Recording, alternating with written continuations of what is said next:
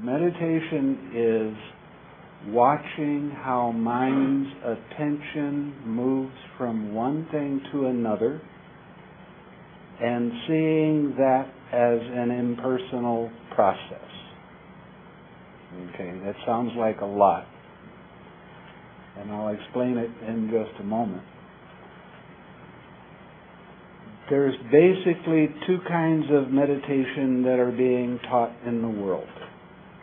95 or 98% of the meditation that's being taught is a one-pointed absorption kind of meditation.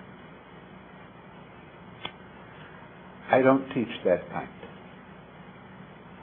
I teach a serenity, insight kind of meditation.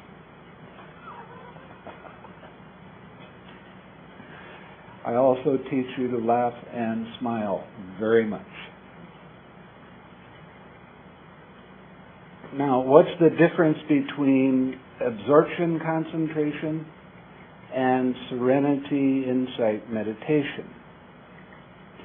Now, most people, when they're practicing meditation, their mind is on the object of meditation. I don't care whether you're looking at a candle, or you're using your breath, or you're practicing a mantra, whatever that happens to be. Your mind is on your object of meditation, and there is a distraction.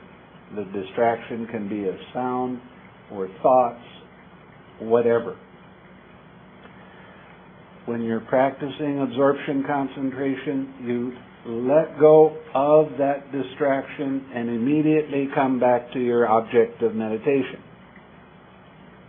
Is that the way most of you are practicing? Okay. This is an absorption kind of concentration. I also call it one-pointedness. What happens when you do that and you start to go deep into your practice, your mind starts to focus very deeply just on one thing. And what happens after that is you start experiencing very strong tranquility, a lot of peace, that sort of thing. If somebody comes and walks into the room and makes a noise, it makes you startled. Now, with the one-pointed concentration, what happens when you're doing this is the force of the concentration stops things from arising when you get to a certain level. Now, the things that it stops from arising, in Buddhism we call these hindrances.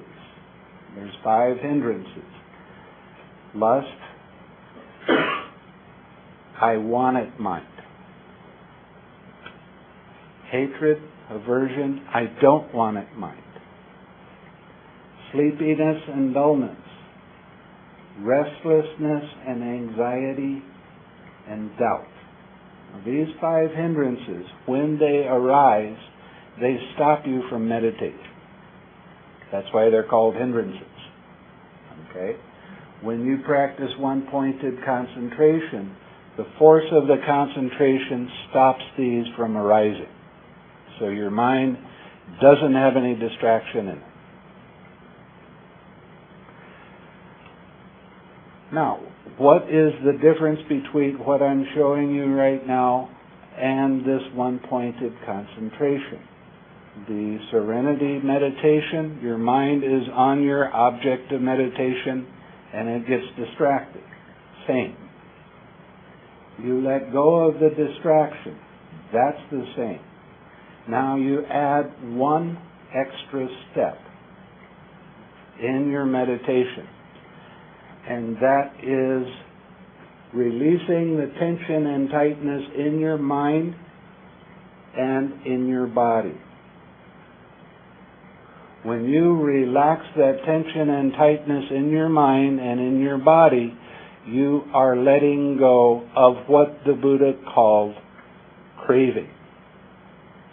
Craving always manifests as tension and tightness in your mind and in your body. by adding this one extra step in your meditation, it changes your entire meditation. It stops from going like this to being more and more aware of everything else that's around you. Now, I know these kind of meditations very intimately. I've been practicing meditation for 35 years. And the first 20 years, I was practicing a form of one-pointed concentration. When you practice, let's say, mindfulness of breathing, you're told, put your attention on your nostril tip or your upper lip, or put your attention on your abdomen. It doesn't matter where they say to put it. But you focus very deeply just on the sensation of the breath. When the Buddha started teaching the meditation, he gave very clear instructions. And the last part of the instructions are the key to the Buddha's meditation. The first sentence of the instructions, it says, when the meditator breathes in long, he understands he breathes in long. And when he breathes out long, he understands I breathe out long. The second, it says, you understand when you breathe in short, and you understand when you breathe out short. Now, this is the instructions that the Buddha gave. This is part of the breathing, mindfulness of breathing practice. Did you hear me say nostril tip, upper lip, following the breath all the way in and all the way out, or abdomen? No, because that's not in the instruction. The key word in the instruction right here is you understand. That means you know when you take a long breath and when you take a short breath. You know when it's fast and when it's slow. You know when it's deep and when it's shallow. You know what the breath is doing, but it doesn't say focus on the breath.